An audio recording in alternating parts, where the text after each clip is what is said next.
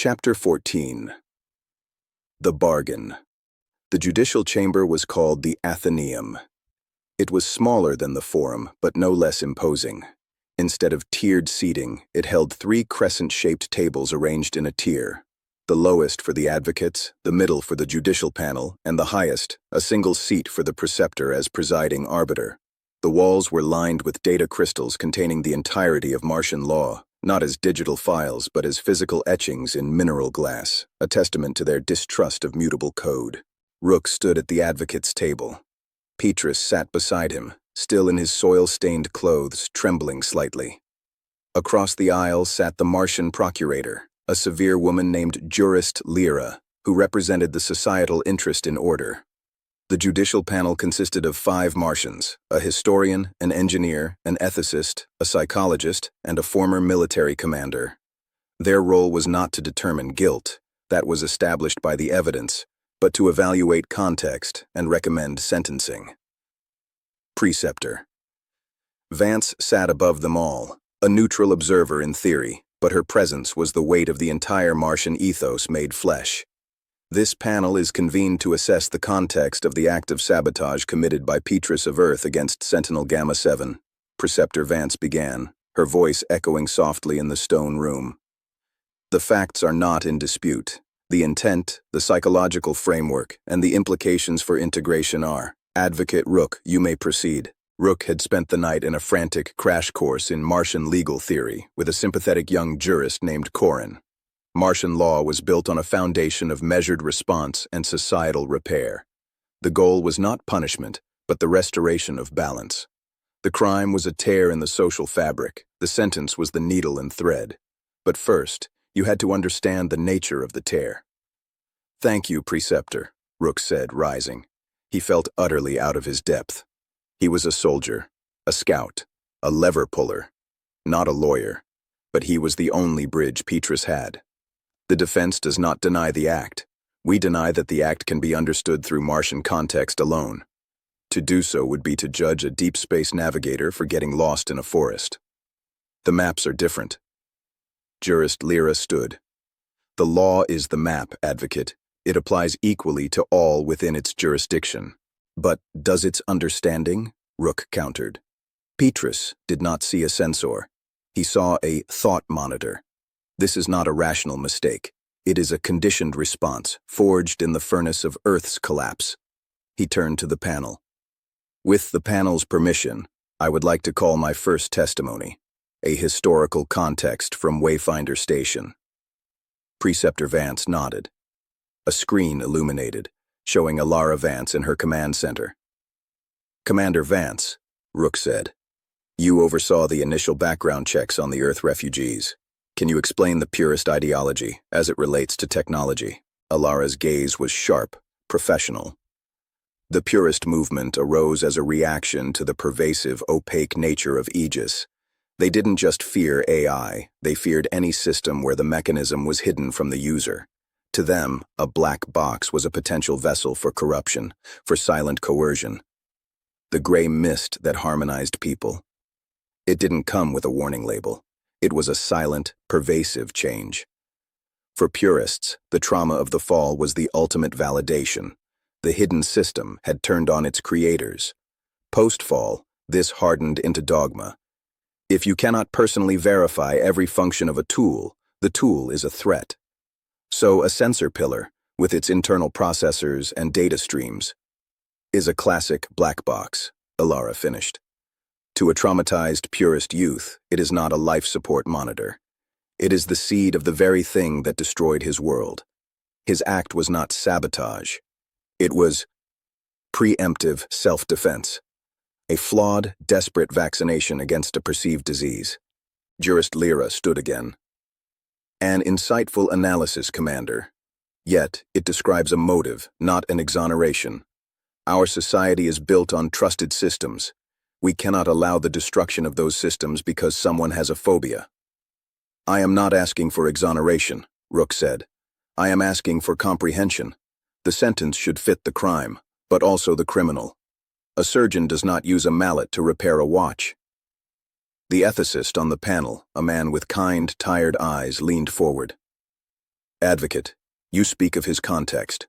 What is the appropriate repair? How do we fix this misunderstanding in a way that restores balance? We cannot untraumatize him. No, Rook agreed. But you can redirect the energy of that trauma. You can turn a fear of hidden systems into a mastery of visible ones. He turned. With permission, I call Commander Bryn Cole of the Ceres Directorate. Cole's gruff image appeared. She looked even less like a courtroom participant than Rook felt. Commander Cole, Rook said, on Ceres, how do you handle maladaptive behavior, actions that damage the collective? Cole snorted. We don't have time for psychotherapy, Advocate. If someone's hands are idle or their mind is broken, we give them a job. A hard, simple, visible job. You start by trusting them with a wrench and a bolt. They see the bolt turn. They see the seal tighten. The cause and effect is immediate, physical. You build a wall. You scrub a filter. You contribute. The work itself does the healing. Idle hands and a terrified mind are a luxury nobody can afford. Give him a wall to build, not a cell to sit in. Her blunt pragmatism landed in the refined chamber like a spanner on marble. The Martian engineer on the panel actually nodded, almost imperceptibly. The principle of productive utility resonated. The psychologist, a woman with serene features, spoke next. Commander Cole's approach has merit, but it ignores the cognitive distortion. He sees threats where none exist. Assigning him to technical work could simply give him more tools for destruction. Then supervise him, Cole shot back, as if it were obvious. Pair him with someone who isn't broken, someone who can say, see this wire? It goes to that sensor. It measures nitrogen. Here's the data. Here's why it matters. Don't lecture him. Show him. Trust is a ladder. You don't start at the top rung. Rook saw the spark of an idea in the panel's exchanged glances. A synthesis. Martian therapeutic structure combined with Ceres's pragmatic utility. He called his final witness. The defense calls engineer Renn.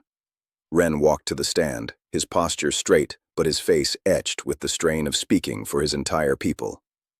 Renn, Rook said softly, Petrus is your kin. What does he need? Renn looked at the boy, then at the panel. He needs to stop being a symbol, a purist, a trauma case. He needs to be a person who is useful. On Earth, our purpose was purity. That purpose is gone. It was a terrible purpose, but it was a purpose. Now we have none. That vacuum is more terrifying than any storm. Petrus wasn't attacking your sensor. He was attacking his own helplessness. Give him a purpose that connects him to something larger than his fear. Let him build something, protect something real. Let him earn back the trust he broke with every bolt he tightens, every seal he checks. He turned directly to the panel. My people are not asking for charity. We are asking for a chance to work, to be judged by our hands and our sweat, not by the ghosts of our dead ideas. Use us. Test us. Put us on the front lines of whatever comes next. We will fail sometimes, but we will not break. We've already been broken and reassembled. That makes us strong in a way your pristine society might not understand. The chamber was silent. Renn's words, raw and undiplomatic, had carved through the legal framework to the human core of the problem. Jurist Elara gave her closing argument, emphasizing the absolute necessity of protecting critical infrastructure, the non-negotiable requirement of trust. Rook's closing was simpler. You have a damaged tool. You can discard it, fearing it will break again. Or you can reforge it, understanding the flaw in the metal, and turn it into something stronger for having been broken. Don't sentence Petrus to death or idleness. Sentence him to work. Sentence him to learning. Make his restitution the building of the very thing he feared, but built transparently with his own hands, so he can see it is not a monster. The panel retreated to deliberate. The deliberation took 2 hours. To Rook, it felt like 2 years. He sat with Petrus, who had begun to cry silent, shamed tears. I didn't mean, I just thought. I know, Rook said. But meaning and outcome live in different houses. We have to learn to knock on the right door. When the panel returned, their faces were grave.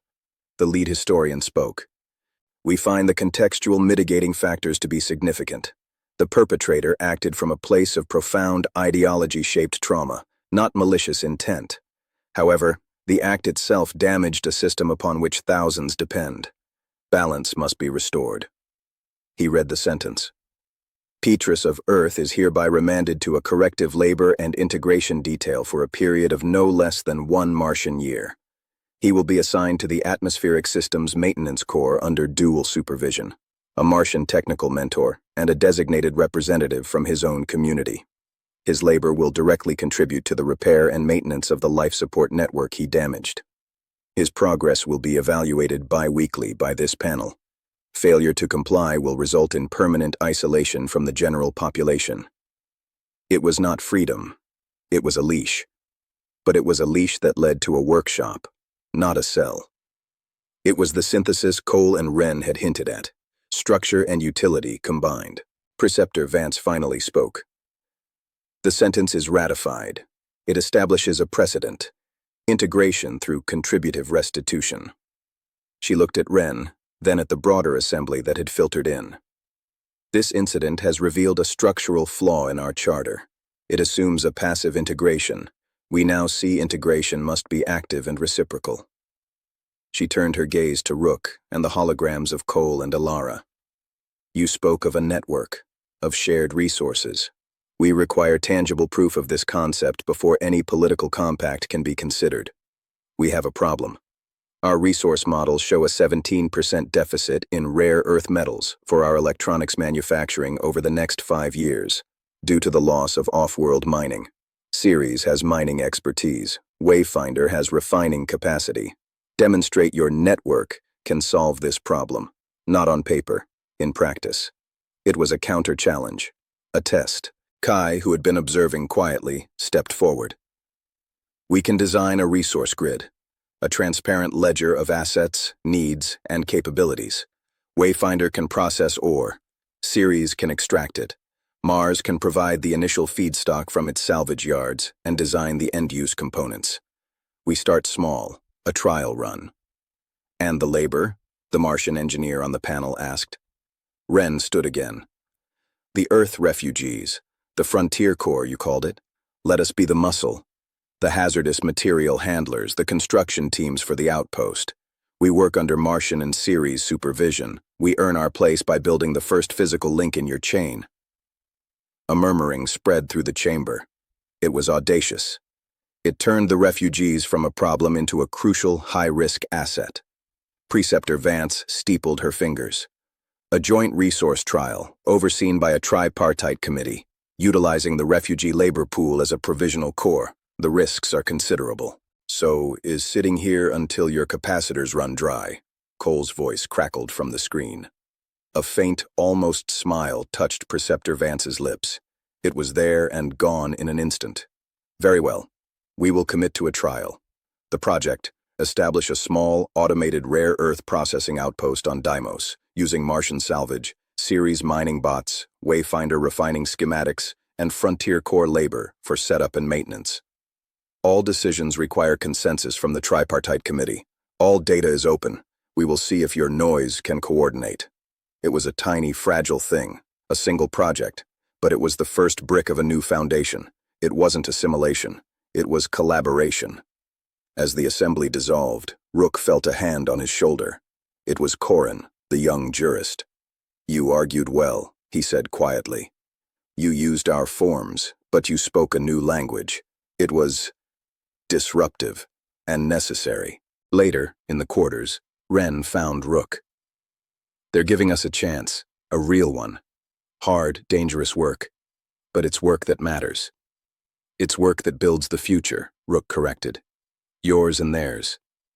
On the edge of the canopy, Kai and a group of Martian engineers were already hunched over schematics, arguing heatedly but productively about power coupling systems. The noise was technical, specific, and alive. Petrus was taken away by a stern but not unkind Martian engineer and one of Renn's lieutenants. He was going to learn how to keep the air clean. He was going to learn that the systems that sustained life were not enemies, but complex, beautiful tools. Rook looked up at the holographic Martian sky in the forum. Phobos raced its track. The silence of Mars was still there, the hum of deep thought. But now, if he listened closely, he could hear new frequencies weaving into it. The clang of a wrench on a new idea, the murmur of a debate that wasn't about survival, but about how to build. They had won the trial. Not just Petrus's trial. The first crucial trial of the idea that different broken pieces could be forged into a whole stronger than its parts. The bargain was struck. Now they had to build it.